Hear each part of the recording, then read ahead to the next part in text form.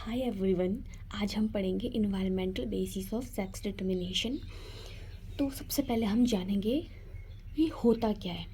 ठीक है, तो environmental basis of sex determination होता है कि जब कोई भी ऑर्गेनिजम्स या उसका कोई लार्वा जब वो डेवलप कर रहा होता है तो उस पर उसके जो डेवलपमेंट में जब रोल उसका इन्वायरमेंट का रोल होता है तो उसको environmental basis of sex determination कहते हैं। ठीक है, जनरली हमें पता है कोई भी लार्वा होगा या कोई भी ऑर्गेनिज्म होगा, जब भी उसका डेवलपमेंट होता है तो उस पर उसके बहुत सारी चीज़ों को उस पर फ़र्क पड़ता है। ठीक है, जैसे कि आपका हार्मोनल चेंजेस हो सकते हैं, फिर इन्वायरमेंटल चेंजेस हो सकते हैं। तो यहाँ पे क्या होता है कि यहाँ पे इन्वायरमेंट डिसाइड करेगा कि जो सेक्स बनेगा वो फीमेल बनेगी या आपका मेल बनेगा, वो आपका इन्वायरमेंट डिसाइड करता है। ठीक है, तो इसे कहा जाता है environmental basis of sex determination. इसका सबसे पहले हम देखेंगे example, that is Bonellia. Bonellia animal kingdom के एक फाइलम में आता है जिसका नाम है एनिलिडा। वहाँ का ये एक ऑर्गेनिज्म है। अब इसमें क्या होता है, बोनीलिया का जो लार्वा होता है, बोनीलिया का लार्वा अगर यूट्रस में इसका डेवलपमेंट होता है तो हमेशा मेल बोनीलिया बनेगा। और अगर सी वाटर में अगर इसका लार्वा डेवलप होता है तो इसमें क्या बनेगा, फीमेल बनती है। ठीक है, तो जैसे कि हम देख पा रहे हैं इस पे असर पड़ रहा है इसके इन्वायरमेंट का। यहाँ पे जो इन्वायरमेंट है दैट इज़ यूट्रस और यहाँ पे जो इन्वायरमेंट है दैट इज़ सी वाटर।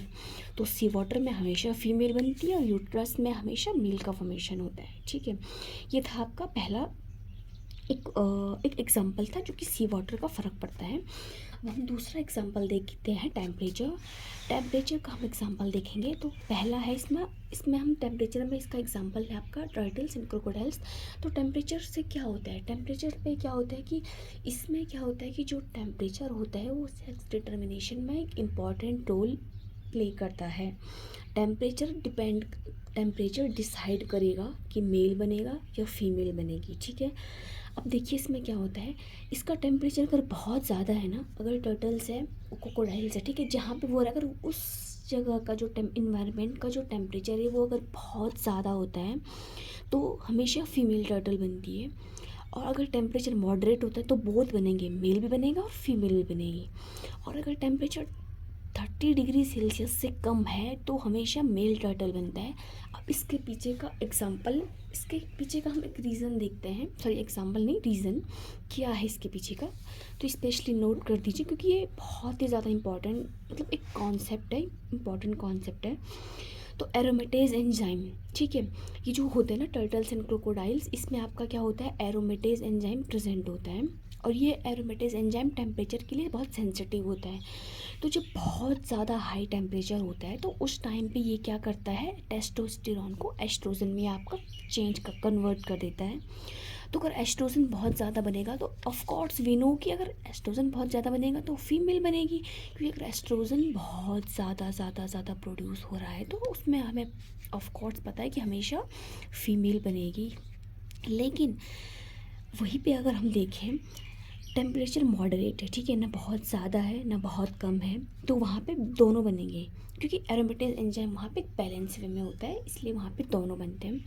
और टेम्परेचर है 30 डिग्री सेल्सियस, अगर टेम्परेचर 30 डिग्री सेल्सियस है तो वहाँ पे मेल बनता है। क्यों, क्योंकि बहुत टेम्परेचर कम है, ठीक है, 30 डिग्री सेल्सियस से टेम्परेचर कम है तो एरोमेटेज एंजाइम उस टाइम पे सेंसिटिव नहीं होगा, उतना ज़्यादा रिएक्ट वो नहीं करेगा, तो वो टेस्टोस्टेरोन को एस्ट्रोजन में कन्वर्ट नहीं करेगा। तो जब वो ऐसे नहीं करेगा तो हमेशा यहाँ पे क्या होगा, मेल टर्टल का डेवलपमेंट होगा, मतलब जो सेक्स बनेगा, जो ऑर्गेनिज्म बनेगा वो मेल होगा। तो ये था main concept behind the environmental basis of sex determination.